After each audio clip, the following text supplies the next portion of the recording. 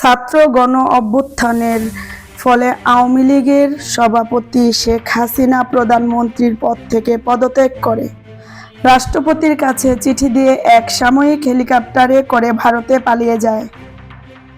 এতে আওয়ামী লীগের সকল নেতা ও নেতাকর্মীরা বিপদে পড়ে যায়। তারা বিশ্বাসই করতে পারছেন না তাদের নেত্রী তাদের বিপদে রেখে এইভাবে চলে গেলেন। এতে অনেকেই আগে থেকেই দেশ ত্যাগ করে এবং বর্তমানে অনেকেই দেশ ত্যাগের চেষ্টা করতে গিয়ে ধরা পড়েছে।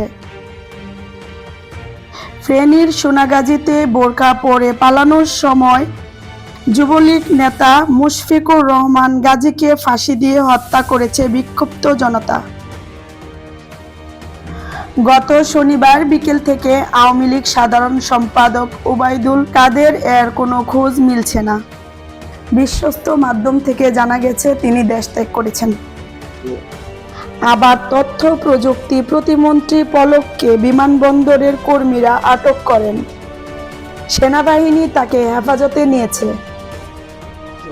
অনেকে নিজ বাসস্থান রেখে ফোন বন্ধ করে অন্য কারো বাসায় গিয়ে গা ডাকা দিয়েছে।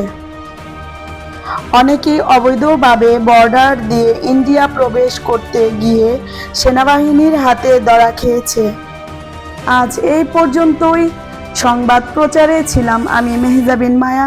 আপনারা দেখছিলেন স্বপ্নপূরণ। সাথে থাকার জন্য ধন্যবাদ।